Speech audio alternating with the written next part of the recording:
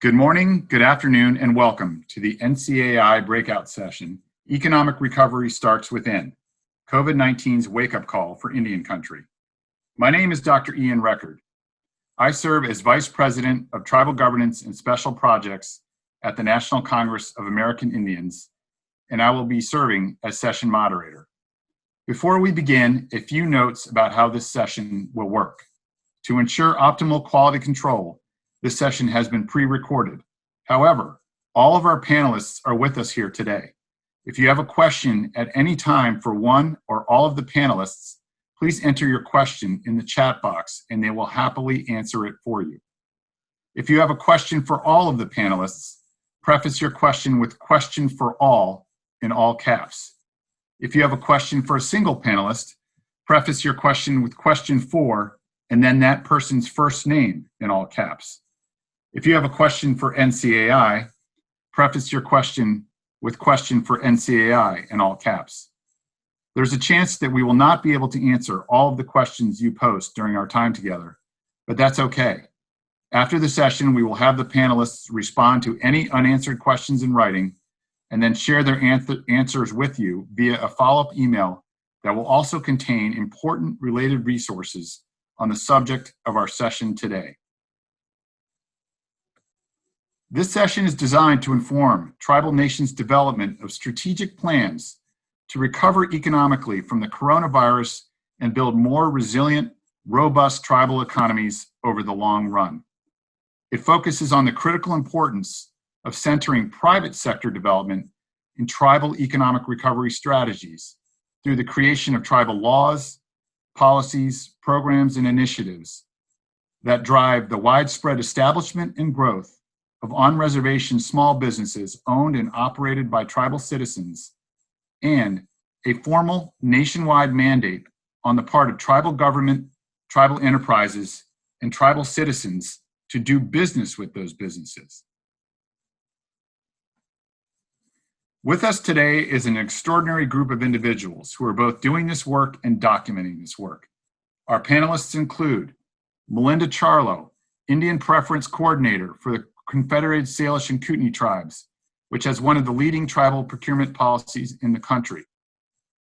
Professor Joseph Kalt, co-founder and co-director of the Harvard Project on American Indian Economic Development, which has been studying tribal economy building for more than 3 decades. Patrice Kunesh. Patrice Kunesh, who is the former director of the Center for Indian Country Development at the Federal Reserve Bank of Minneapolis, and who currently works for the Native American Rights Fund.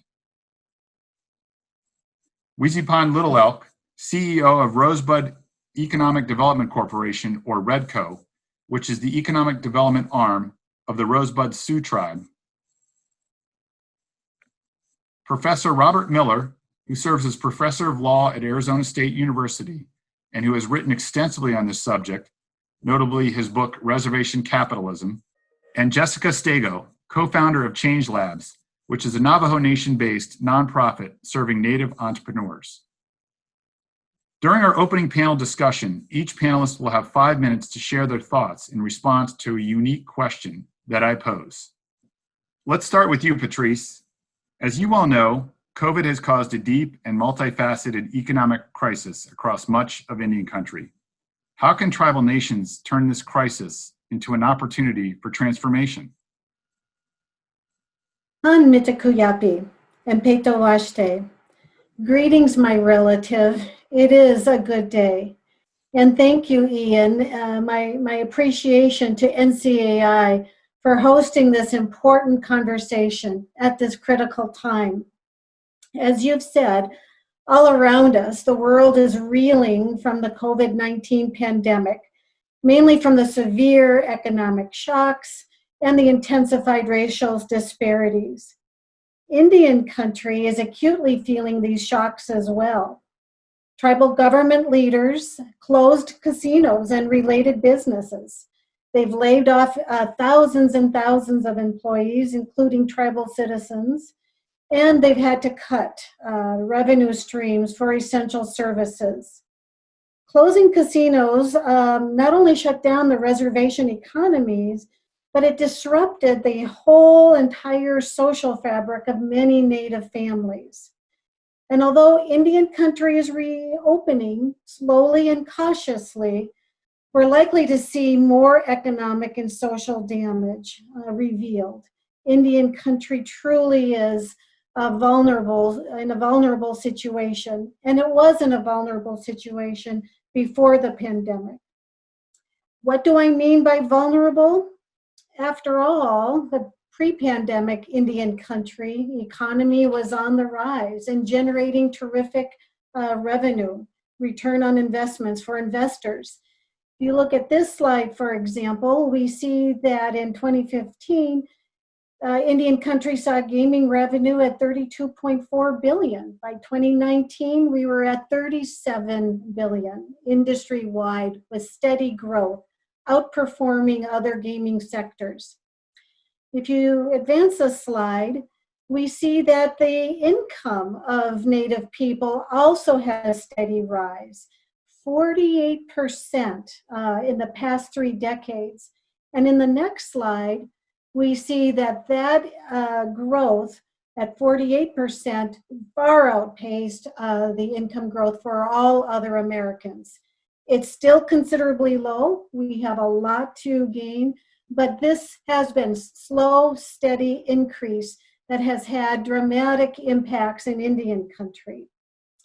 If you advance the slide, 2 more right here, I want to take a look at the universal basic income effects on children and parents in Indian country. Take a look at this. High school graduation rates rose by almost 40%. Years of education, over a year by the age of 21. Arrests have gone down. People are engaging civically and voting. We've seen a lot of family stability with a decrease in parental fighting and drug and alcohol abuse. We're seeing overall good and beneficial effects, increase and enhancement in well-being. That's what Indian gaming has done. However, if we go back a slide, the vulnerability is really revealed here. This slide shows that behind the scenes, the economic foundation of Indian country has been wobbly and unstable, and I think very, very vulnerable to economic shocks that we're experiencing today.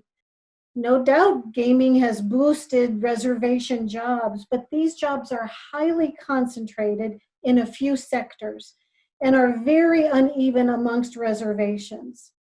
And overall, compared to nearby counties, reservations have significantly fewer workplace jobs, but slightly more jobs per resident due to the concentration, the abundant concentration of gaming-related jobs, food, accommodations, lodging, entertainment, and the other predominant sector of employment, which is public administration. What are the implications for development of reservation economies with a job force that looks really, really unbalanced? Gaming and related businesses may not return to the same level pre-pandemic, and they may not grow at the same pace as we had seen pre-pandemic. And if we need to, and while we continue to need to provide a base of revenue support for the community, we need to surmount this financial fragmented economy and rebalance. And so I think we have 3 key challenges in Indian country. First and foremost, we need economic diversification. We need to look beyond the tribal government as a source of basic revenue for the reservation economies. We also need balanced governance, and we need to ensure that the reservation recovery is inclusive and sharing prosperity for all, generating prosperity for all. What are the key elements for economic diversification for reservation economies? As I said earlier, we need good governance. And by that, we need a very beneficial business climate, laws and institutions that promote a private sector development. We need public services that are provided efficiently and reliably, reducing the transaction costs of both the provision of services and the acceptance of those services. We need a collateralized lending system, like a UCC, something that recognizes in a very fluid way the opportunity to do business and have remedies available in the event recourse is needed. Tribes need the ability to use their lands effectively for development, and that's commercial development, but also housing development. And we do that, for example, through the Hearth Act work. We need to promote and ensure balanced, I should say, enhanced educational opportunities from birth to adulthood. What we've seen earlier is that education gains also promote income increases, as well as workforce participation. So we cannot leave out the education sector. And we know that strong public finance capacity also supports infrastructure development. And that means we need to develop bonding capacity within Indian country. And we also need to look at eliminating double taxation wherever possible. For Indian nations, tribal nations, to ensure equality of opportunity within their own institutions, we need to look at self-governance as equating to social inclusion. We need tribal governments to be agile and responsive, and we need them to find solutions that ensure that everyone is included in the opportunities as we rebuild. Tribes are stewards of the land and resources, to be sure, but I think the most important resource that Indian country has is hope and opportunity of what is possible. You know, pre-pandemic, Indian country was the 13th largest employer collectively through gaming and related businesses, provided millions, hundreds of millions of revenue, not just for the community within the reservation, but beyond the reservation as well. This is a land of opportunity, and I know that as a distinctively important part of the nation's economy, we need to bring back a robust industry, commercial industry to Indian country. So Vine Deloria, the Lakota philosopher, said we should not think small or individually. We need to think big. We need to have a vision for Indian country. And so I believe that diversifying highly concentrated business structures is one of the most important things we need to do. Also, in that respect, recalibrating tribal government to optimize sovereign authorities. And then, of course, maintain a robust safety net that protects against hardships and creating inclusive prosperity. Thank you, Ian. Thank you so much, Patrice. That's really important context to set us on our way. Professor Miller, let's turn to you. As Patrice just explained, COVID has laid bare the vulnerability of many tribal economies, notably their lack of a robust system of local commerce that can help to insulate against these major economic shocks like COVID-19. How can tribal nations look to their traditional economic systems for solutions as they work to transform their economies and make them more resilient? Thank you very much, Ian, and thank you, NCAI, for this opportunity. Obviously, in times of COVID, we can see you don't go far from home, right? You want to shop near home, you want to live near home, and this is what I'm talking about and what I've been writing for a couple decades now, is about the development of private sector economies in Indian country, and I'm happy to develop or add on to what Patrice has been talking about. What was our economy historically and traditionally? So please, everyone that's thinking, I'm asking you to think about your own nation's economic history, your own culture's economic history. How did your ancestors for 1,000 years, for 10,000 years, how did they support themselves and build a culture, build an economy that people could live in a community successfully and happily? How did you build wealth then, if we want to use that phrase? I'm afraid most Americans think Indian peoples wander around the forest waiting for apples to fall out of trees. I'm afraid that some native peoples have a view of economic activity that it's somehow bad or anti-culture. So I've written a lot and researched a lot about our history. I've tried to touch across tribal cultures from Alaska to Florida and Maine to California. How did we support ourselves? Well, my people, the Shawnee peoples, we lived in permanent homes, permanent towns, and around our villages were hundreds of acres of corn and all sorts of crops. The Southeast, the 5 civilized tribes of the American Southeast, these were cultures that lived sedentary lives in settled towns with agriculture as their primary component of life. The 3 great crops of corn, beans, and squash that make a complex carbohydrate made it to upstate New York by 1000 AD. Corn has been continuously cultivated in the Mississippi Valley since 2500 BC. So we were not nomadic peoples who were lost, wandering around the woods, barely surviving. As I have the slides there, you know the history of your peoples. We lived primarily by agriculture.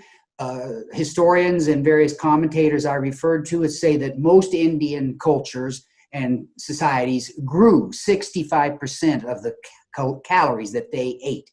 So we were settled, semi-sedentary or completely sedentary villages of farmers that hunted on the side, etc. Some of our cultures primarily existed on buffalo hunting, on fishing like in the Pacific Northwest, and on gathering various crops.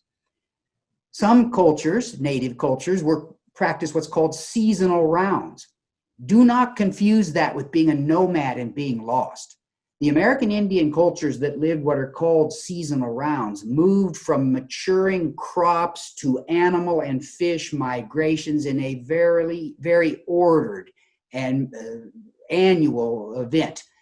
Berries that are maturing, plants and bulbs that are ready to be dug, fish runs, buffalo and caribou herds, etc. So we were intelligent, we were smart, and we worked hard to support our families. Let me tell you something I've read, folks, what's called the economic year. How long do you have to work to support your family and your needs and myself? Well, most Americans, we have a 50-week economic year because we only get 2 weeks of vacation. What I've read in many places, there are plenty of tribal cultures that lived a 3 to 4 month economic year. That's all the time it took them to grow, capture, gather the material foodstuffs and make the clothing, etc., that they needed to live for an entire year. If you're familiar with this, Bureau of Indian Affairs agents used to write back to DC and go, well, these lazy Indians, they fish for 2 or 3 days and then they just lay around and have ceremonies and they don't work all the time. Wow, who's the dumb one in that scenario, folks? But we knew how to be intelligent and how to support ourselves and how to create an economy. And that's what I really think we're missing today. So let me finish just a couple of the points there.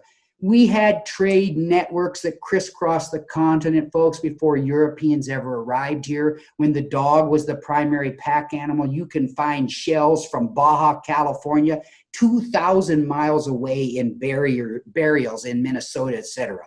Buffalo products are found clear out at the Pacific Ocean. Salmon products are found clear out in the Midwest. Trade went on across the continent. Wampum and pipestone from, I think, the Minnesota Great Lakes area. Lewis and Clark, I have to mention, they crossed the continent, of course. They were stunned at the trade they saw going on at organized Indian fairs, markets, in the Mandan villages in what's now North Dakota. They were shocked at the number of Assiniboine Sioux and other Plains Indian people that came into Mandan villages and traded buffalo hides and buffalo meat for absolutely necessary corn and other products that the Mandan peoples had grown. When Lewis and Clark arrived in what's now Oregon and near what's the Dalles, Oregon, a town, they were stunned at the amount of goods for sale, the amount of people there, and the commerce that was going on. In March of 1806, William Clark wrote in the journals that this area, the Dalles, was the, quote, the great mart of the West, period, close quote. The pueblos of the Southwest, for one final example, held annual trade fairs. The Spanish record that even wars would stop for this trade to take place because it was that important. Other native peoples exercised what today we would call intellectual property rights. You did not use the art, the ceremony, the name, the songs of another culture or another family. These were private property rights. So we understood private property rights. We understood the value of accumulating wealth to support your family, your community, and even if you're giving it away due to cultural mores and principles, well, that's the use of wealth, isn't it? We did this for self-sufficiency. Next slide, please, Ashley. This is my last slide. So I've been writing, as I said, and researching the development of private sector economies. What are we missing, folks, in Indian country? Why do the 330 some reservations in the lower 48 states, there are very few privately owned businesses there, and there's very little money circulating in the community? Folks, what happens to our money? We all know that reservations are surrounded by border towns. That's where all our money goes because that's where the stores, the goods, and the services are located. We need that money in Indian community, in Indian country. We need what's called the multiplier effect, where money stays on our reservation 2 or 3 times, hopefully, before it spins off to the outer economy. And so tying this back into COVID, if we can shop at home, that's got to be safer. So we have got to make an economy that works for ourselves, that builds wealth. I'm not going to cover these 9 points, but these are the 9 points that I've been working on that tribal leaders, I hope, will focus on to start developing private sector economies from scratch. Patrice mentioned we need more diversification than just tribally owned businesses, tribal governmentally owned businesses. We need those small and mom and pop grocery stores and cafes and someone that'll paint your house and someone that owns a mechanic shop, you name it, we need it. So those are the 9 points I've been researching and writing about. And I hope that Indian country will build its wealth. This isn't about money, folks. This isn't about making a couple of Indians really rich. This is about making our communities sustainable for that next 7 generations, so that our families that want to live on their reservation or on a reservation are able to do so because there will be adequate housing, adequate education, and adequate living wage jobs. So thank you very much, Ian. Thank you, Professor Miller. You've given us a lot to think about. Professor Kalt, let's talk about what happened between that time when that Bob just explained, when tribes had this all figured out, and then now. How did federal policies actively suppress longstanding private sector economic activities in tribal communities? And how do these policies continue to impact tribal nations and communities today? Thank you, Ian. And thank you, NCAI, for hosting this, I think, very important discussion. Ian, you ask, what happened to those economies? To a very, very large extent, the colonial power came in and it wanted to destroy those economies. Secondly, it wanted to be able to control tribal communities, kill off their economies, and then channel all the meager resources through a central tribal government. And so for decades, we basically built economies in Indian country that everything channeled right through the central tribal government. Some of that has been good. Tribal enterprises, as Patrice stressed, particularly the gaming enterprises, have certainly been a positive thing for Indian country.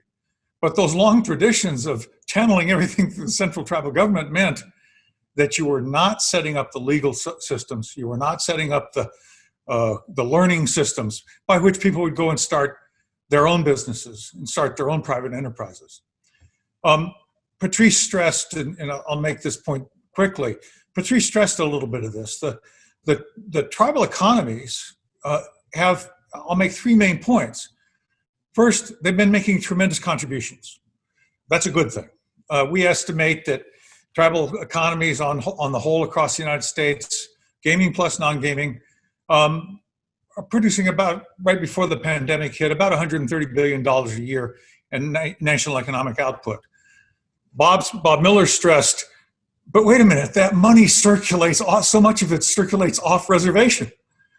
And it is true that these tribal economies are embedded and often key engines to the economic development of the regions around them. We estimate that the tribal economies are creating about 1.1 million jobs pre-pandemic. Over 900,000 of those are going to non-Indians. About $50 billion in worker income, but 4/5 of it is going to non-tribal workers. Second major point, tribes now have to carry all the responsibilities of any typical state and local government. Fire departments, roads, trash collection. We all know what tribal governments have become. They've become full service providers. They get a huge amount of their support from these tribal enterprises. We estimate somewhere around $13 billion a year. That's a lot of money to support tribal government. Come to the third point, however, and Patrice stressed this. Unfortunately, these aren't very diversified economies. And so when the pandemic hits, not only does the casino close and then maybe slowly reopen if it can reopen at all right now, but you're also squeezing the provision of the public services by the tribal governments who have been depending on those casino revenues as a kind of surrogate or self-made tax base. And so we've got an economies that are strong in one sense. They've become very productive. They're generating a lot of wealth, but a lot of it is circulating off reservation, as Bob Miller indicated. And secondly, they're not very diversified. And so when something hits, you have all your eggs in one basket. And when that basket gets squished, all the eggs break. Now, on the next slide, I want to make just a couple of points about this situation. As we think about the challenge now of emerging stronger from the pandemic, stronger than before, there's both a federal role and a tribal role. And I'll just hit some key points here. Like Bob, I'm a professor and I could go on and on about my research. I'll try to control it. We need some policy reforms and some real emphasis in the funding role of the federal government, policy reforms. Right now, as a result of long legal precedents that's evolved, there's basically a presumption that the state or its other agencies, the counties and the cities, have supremacy in taxation. And tribes have to claw back the right to tax. Well, taxes aren't very popular, but one of the things that's happening in Indian country, if you're having to use all your enterprise revenues to support your basic government, it means you do not have those revenues to reinvest in the growth of your economy, To have a healthy economy, you're going to have the tax revenues that provide the bases for the things that Patrice touched on, the physical infrastructure and so forth. Secondly, out there in the world, we all encounter it at reservation after reservation, confusion, contradiction, inconsistency in regulatory environment. Everything from lending laws to insurance laws to health codes to fire codes, all of those things, we've had this fight going on where there's just been a presumption that, well, the state government has a big role to play there. We need to flip those presumptions so that the tribes have supremacy in taxation, the tribes have supremacy in regulation. What does supremacy mean? It means you presume the tribe has jurisdiction here first. I live in Arizona right now. If I drive over to California, there's no question about it. I went into the territory of the state of California. They get to tax me. That's not true for a non-Indian in many places going on to a reservation. And the same with regulatory authorities. And lastly, the chaos that is created, sometimes the absence of law and order.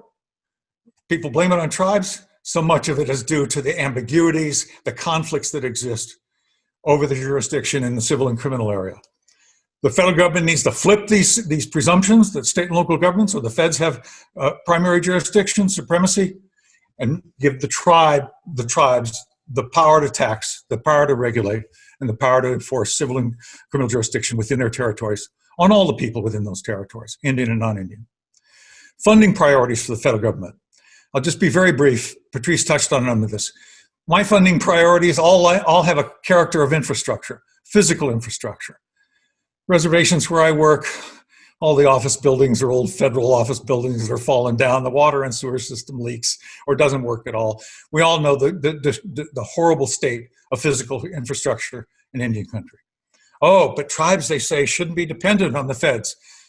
Did you know that the state and local governments in the United States in 2019, right before the pandemic, the state and local governments were getting $750 billion a year, $750 billion going to state and local governments from the federal government.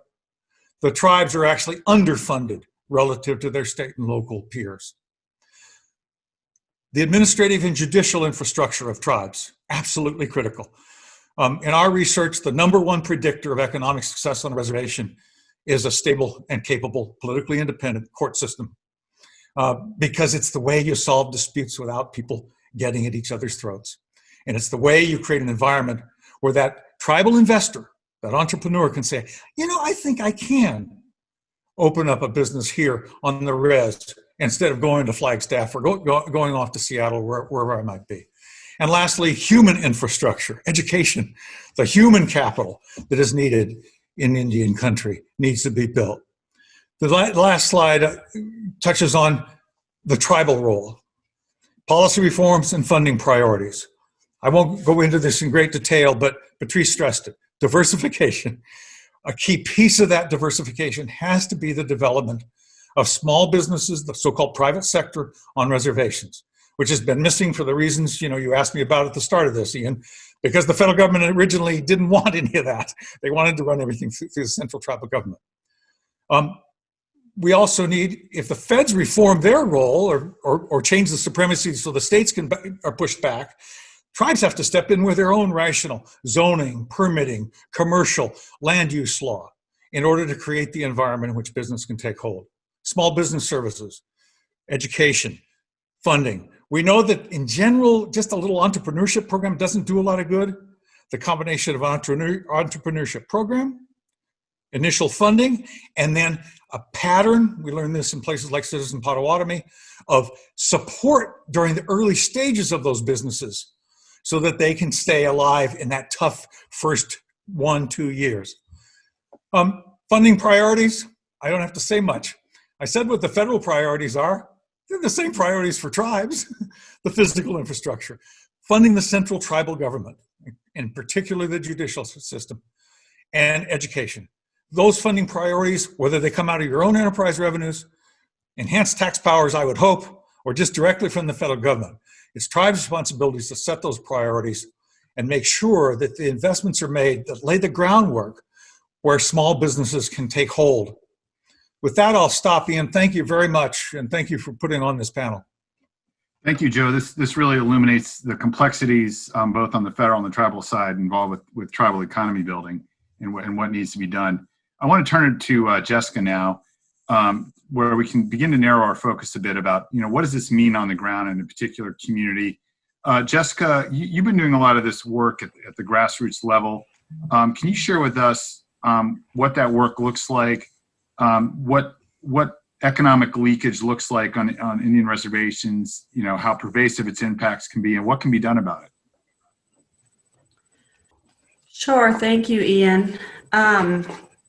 And I want to thank the panelists who've spoken already because they really set up this for a really good conversation, so I really appreciate that. But I want to look at specifically the Navajo Nation, but like Dr. Miller mentioned, this is pretty familiar across reservations because there's always border towns that are just outside of our borders where people shop. So on the Navajo Nation loses over $200 million a year just in sales tax revenue to border towns that are outside of the borders. And if you look at the population of these border towns, you'll see that this is actually their economy. So our people going into these communities that are outside of our borders and shopping there is what's creating an economy for these non-native communities. And so it's simple to, the impact on the economy is pretty simple to see, but there's also some very profound social impacts as well. The next slide, please. So it's estimated that the residents of the Navajo Nation spend about $65 or 65 cents out of every dollar that they earn off the reservation. And so that totals to almost $5 billion. And that's an astronomical number. And the reservation is 27,000 square miles. So with only 13 locations to buy food, our residents are traveling upwards of 30 miles just to get food and necessities. So most families are traveling outside, and if they're spending this money, and this is even includes the high unemployment number. So why isn't there more small businesses on the reservations, as has already been mentioned, if there's already a market for goods and services as it is now in the nation? And what we've been finding at Change Labs is that our economic structure is not set up to benefit from entrepreneurship or from locally owned businesses, for many of the reasons that's already been stated. So at Change Labs, we decided to commission a report called Doing Business on the Navajo Nation. And what it did was look at indicators that were identified by the World Bank and analyzed locations based on the business regulations and on the ease of doing business in that environment. And the Navajo Nation came in the bottom 15% of 190 countries around the world. And that was in 3 of the indicators, which was accessing land, getting electricity, and enforcing contracts.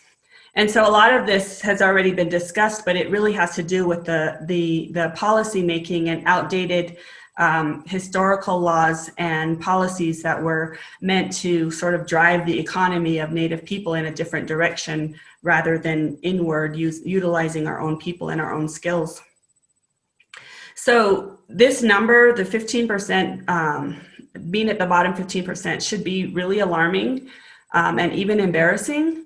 But this study actually didn't tell us anything that we didn't already instinctively know when we started Change Labs and working with small entrepreneurs and micro businesses and single owner companies. They face, extraordinary challenges trying to start a business on the reservation. And so, but we've known this for decades now, and little has been done by our leadership and by policymakers to focus on developing these small businesses. The spirit of entrepreneurship is strong in Indigenous communities, but it's hampered by these outdated laws and policies that actually prohibit entrepreneurial activity. Our leaders usually prioritize multi-million-dollar development deals over, small entrepreneurs because of the dollar amount, right? Everybody wants this big bang for their work.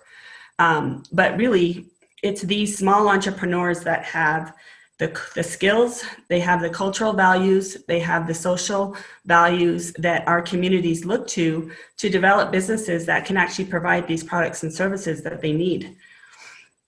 So if a policy is working against these small businesses and they're not prioritized in policymaking, then they really never have the opportunity to provide the goods and services or create a strong economic base that we need to build from and to grow from.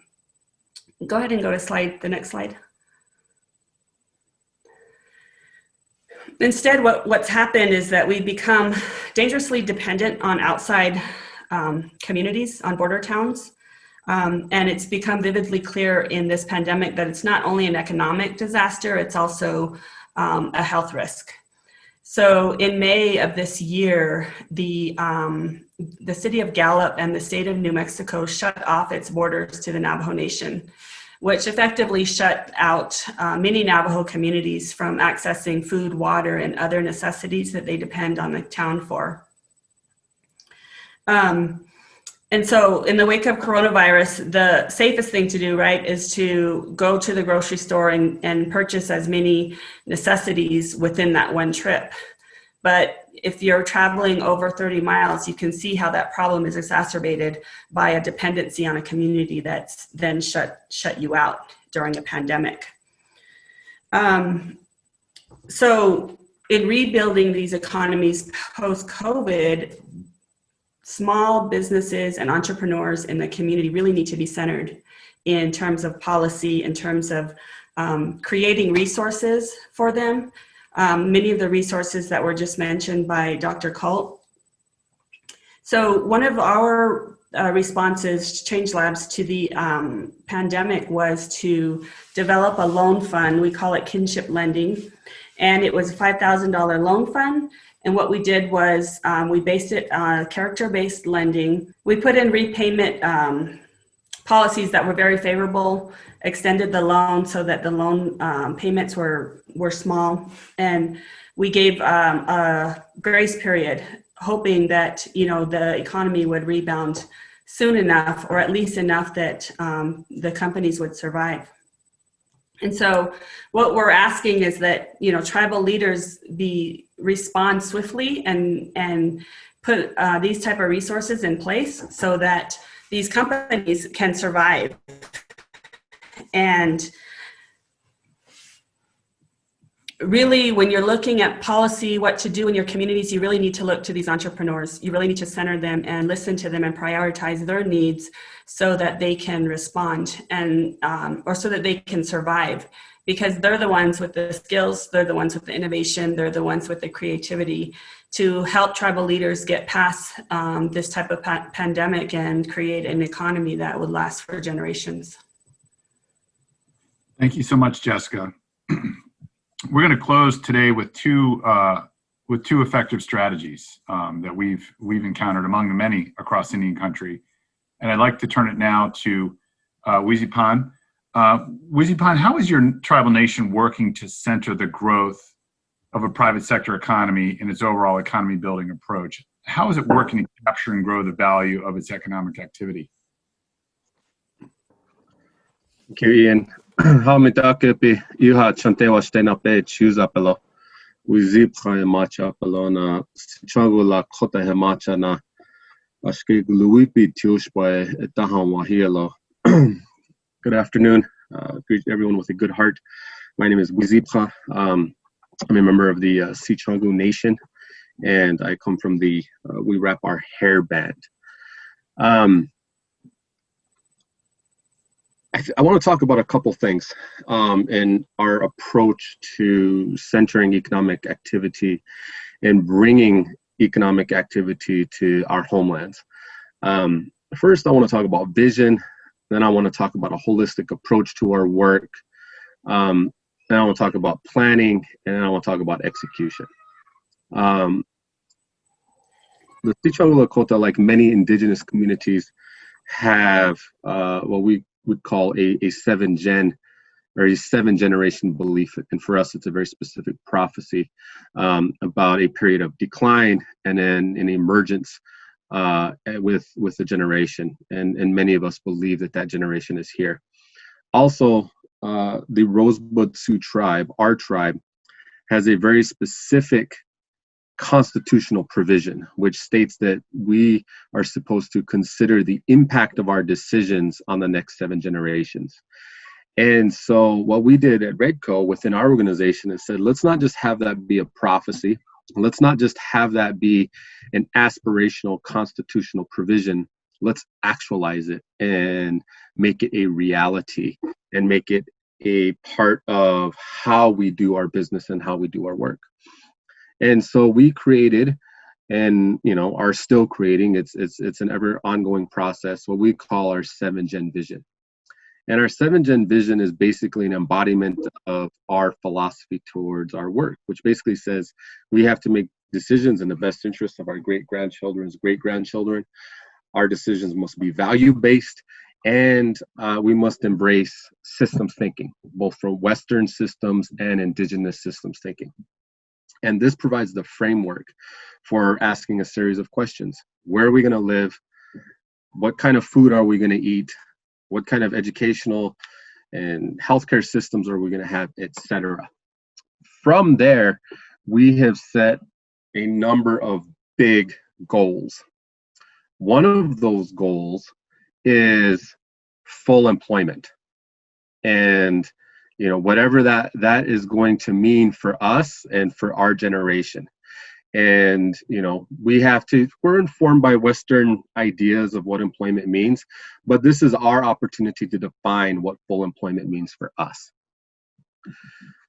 Once we've set some of these big goals, we need to have an honest conversation with us and say, where are we at? And where do we need to go? And how do we want to get there? And of course, that starts with data. And like many people have talked about, the data is, kind of discouraging. Right now, the Sicangu Oyate and the Rosebud Sioux tribe, when we look at the total output just within our county, we import about $620 million worth of goods and services that come into the reservation from somewhere else. That means we're going off the reservation to buy groceries. We're going off the reservation to, get a fencing service. All of that total goods and services is about $620 million. And, $688 million, I'm sorry. And of that 688 million, we're importing about 505 million. And so there's a big imbalance when we look at our total GDP and what our import-export market looks like as an actual nation, as a sovereign nation. And so a lot of what we're working towards is saying, let's recenter that. Through our community planning processes, when we went out and asked the community, what do you want? What kind of future, what kind of vision do you see for yourselves? We have started the process of creating what we call Kea Wakbala Wichakepi, which means Turtle Creek Regenerative Development, which is a 600-acre, 22nd century planned Lakota community, and it will serve as the economic and social hub for our area and for our tribe. And so our approach is, say, we need to create a center of activity, a center of commerce. One of the presenters talked about a big market, and that's exactly what we're creating here. A place where people can live, play, and work, kind of all in one centralized place. And we're in a tribal economic development corporation, which means, that we follow some of the standard processes. We're about creating jobs and generating income for the tribe, and we share a dividend with the tribe. But we've also said that's not enough. We have to do more. And so what we've created is a traditional nonprofit that focuses on housing, education, healthcare, and food sovereignty. We've also created a CDFI, and all three of the entities all work under a shared vision and shared leadership and shared management. And so that we're working, taking the best of what tribal government has to offer and taking the best of what the private sector and entrepreneurship has to offer and combining that into one kind of synergistic organization. And we're very upfront and honest. There are some businesses that we should be involved in as a tribal corporation. But there are a whole bunch of other businesses that we should not be involved with. And it's our job to support those smaller businesses, to support those entrepreneurs, and to create the ecosystem to create individual wealth and development. One other thing that I would add is that we also, in addition to those three areas, we also work in policy. And so we've worked hand in hand with our owners, the tribal government, to draft and create laws. So for example, we were the ones that drafted and got our tribe's hemp law passed. We've done work around taxation. We have updated UCC code and secure transaction codes before the tribal council, and they're considering those right now, as well as doing our part to interface with the federal government to protect what we do have and to push for kind of larger systemic change. And I think that really encompasses our approach and our work to say, hey, no one can do it alone. If we're going to attack these problems, we have to attack it from a holistic way and working together. So that's kind of in a nutshell of kind of what we're doing and how we're approaching our work. Thank you so much. It sounds really exciting with everything you got going on. Having tracked this for the last few years, it's amazing how much progress you've made in just such a short period of time, and excited for the future of what you have in store. Wanted to turn it now to Melinda Charlo. Melinda, how has your tribal nation, the Confederated, Salish, and Kootenai tribes, worked to foster local commerce and tribal citizen entrepreneurs through the development and enforcement of tribal laws and regulations? We've heard that time and again about how important that is. So I'm curious, what strategies has CSKT deployed that other tribal nations would find useful? My name is Melinda Charlo, and I'm the Indian Preference Coordinator with the Confederated, Salish, and Kootenai tribes. And one way that, from the Indian Preference standpoint, that we've kind of fostered or helped our Indian business owners is that we have kind of integrated our Indian Preference Ordinance into our property and procurement policy. So Indian preference on our reservation is similar to taro.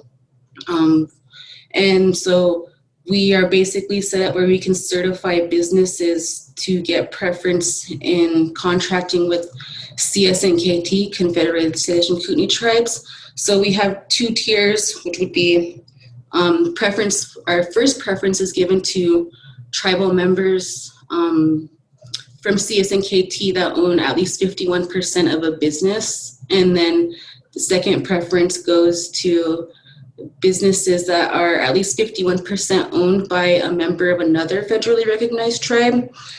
So we've kind of integrated that into our policy and procurement manual, which allows for our qualified businesses to get preference when we are looking for like vendors or services. And so it actually outlines step by step. And I think that would be a key part where other tribes can probably look into doing is our property and procurement manual outlines pretty well step by step the steps that need to be taken when you're out looking, like for, say you're looking for a vendor. It will outline specifically the steps that you need to take, but it also allows for a free and open competition. So we will allow for, we don't just do business with our own Indian businesses, but we will give our businesses preference. So we kind of capped it at 10%. So if CSNKT member owns a business and we're asking for bids for a project, or we're looking for like a vendor or something, and they are within 10% of the low bid, we will allow for them to have the chance to meet that low bid. And so we've outlined that pretty well in our property and procurement manual. And one place where we've seen kind of success in integrating the two is with construction. We have quite a bit of Indian-owned businesses that offer construction services. And we've been pretty successful in getting those businesses prime contracts and subcontracts with on tribally and federally funded projects here on the reservation. So the property and procurement manual actually will go through step by step from the how to get approval from the project all the way until the payment. And so part of that will outline how Indian preference plays a role in that we our businesses, our office will approve the RFP or the bid that goes out, and then we provide notice to our businesses on our list, and then our office actually gets to approve those bids once they've been collected and the bids have been opened. We get to approve those bids, and so I think that is a strategy that other tribal nations can use, is to outline step by step how,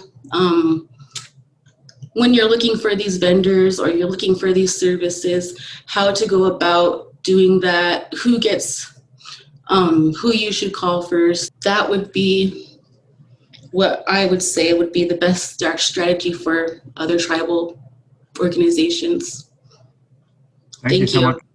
Thank you so much, Melinda. Really appreciate it. I think it offers a great example, having read, and my colleagues having read through the policy or property and procurement manual. It's got some really great stuff in there. I think some templates for other tribes to adapt to their own uses. So we have a few minutes left to turn to our moderated discussion. I'm going to simplify this a bit. We've had some great conversation. I want to kind of dive a little bit deeper. Let's have each of you share in just maybe 30 seconds or less. We've heard a lot of great things about what needs to be done, about specific solutions. But there's no magic bullet here. This is going to take years and years of sustained, hard, and thoughtful work on the part of tribal leaders, key decision makers, and citizens, and in particular tribal leaders. And I'm curious, where if you had one message you would send and share with tribal leaders about where they should begin, where do they start to tackle what is a complex and long-range task? What would your advice be? And let's start with you, Wizipan. Absolutely. Thank you. I asked this question. I actually took surveys and went around asking everybody. And I said, what were Lakota best at? What can we be best at? And what do we need to be the best at? And the answers fell into two categories. The first category was strategy, logistics, and warfare. The second category was prayer, being a good relative, and living in harmony with the earth. That comprised those categories comprised every single answer. And I asked 50 people. And so I would say, if we just get back to who we are, our own culture and identity holds all of the answers. And think about that. We were the best at logistics. We were the best at strategy. We have to take the same approach that we used 1,000 years ago and apply it today. Thank you, Wizipan. How about you, Melinda? I know we just heard from you, but advice for other tribal leaders, key decision makers about, how do they start to build what you've built there at CSKT? I guess I'm a policy person, so I would say to look at your policies that you have in place and look at how you can improve those policies to better help your tribal economy, your tribal members, and look for, I guess, holes that you have where things are slipping through, and look and see how you can improve those things. And I guess a lot of the things that we've found is just listening to our business owners and also our departments as a whole too. So we've found pretty good success in our policies that we've created. So that's what I would say. Thank you so much, Melinda. How about you, Jessica? I would say, first I want to say that I love that Redco is supporting their businesses that are in areas like food sovereignty and agriculture and artists. I think that's really an awesome and really great strategy. I would say, go talk to your entrepreneurs in your community. Go talk to the people that you see every day out there hustling, the people who are making burritos, who are selling food along the side of the road, or and go find out from them what's stopping them from growing, and then look at how can you be helpful to those people. As I mentioned, those are the entrepreneurs that have the creativity, the innovation, and are close to the people in the ground, the communities. And so they have knowledge that you won't be able to find anywhere else. And so I just would close with the acknowledgement that these entrepreneurs have been doing this for decades, for generations, and they're the ones that hustled us through genocide. They're the ones that hustled us through colonialism, and they're right now hustling us through this pandemic. And so they have the answers to this huge problem. And I would just I would encourage tribal leaders to go and talk to them and focus your policy work on that. Thank you so much, Jessica. Bob, it's your turn. What would be your one leading bit of advice for tribal leaders? Sure. Out of that list of mine that I think it takes tribal leaders to focus on to create a private sector economy, I think the number one thing is something we hear all the time. It's sort of a chicken and egg problem. Tribal leaders say, well, where can I spend my money on Indian-owned businesses? I would love to. I've heard NIGA, National Indian Gaming Association, say same thing. Where are tribes spending those $32 billion they're taking in? My gosh, if that could be an Indian country. So instead of a chicken and egg thing, let's find those entrepreneurs. Let's make those entrepreneurs. Let's help those entrepreneurs. And I think the number one thing out of my list of 9 points is if tribal governments enacted buy Indian acts that include then procurement acts, force tribal departments themselves to seek out and find and help create these entrepreneurs. Even if something costs you a little more to buy it from an Indian-owned business, in the long run of your community, and then even taxes and profits that might come back to the reservation community, that's a win-win situation. So I want to say this respectfully, but here's how I say this very plainly. Let's put our money where our mouth is. Why isn't the $32 billion Indian gaming industry monies being spent on Indian-owned businesses? On the res, off the res, nationally? Why aren't we helping to create entrepreneurs on our own reservation? And the money's got to come. So if tribal governments made this a target, we will spend 10% of our annual budget on only Indian-owned businesses. My gosh, will Indian entrepreneurs come out of the woodwork? Yes. Thank you so much, Bob. How about you, Patrice? Yeah, I'm loving what I'm hearing about all the community-specific cultural aspects, and I think it's really interesting that we can reframe the question in terms of what is the solution. So I think we need to resist the impulse to grab quickly, to try to gain back immediately what was lost so quickly as well. And I think that if anybody says that there are easy answers here, there aren't. We have to look at long-term opportunities and ways to build back stronger and more resilient. But if I were to choose two most immediate issues, one would be education. And when we think of long-term, I think about early childhood development, where the returns on investment, investing in our children right now, who are the future leaders, educators, they're going to save our environment, they're going to create healthy families, is early childhood development. So we get a 17-to-1 return on investment from early childhood development.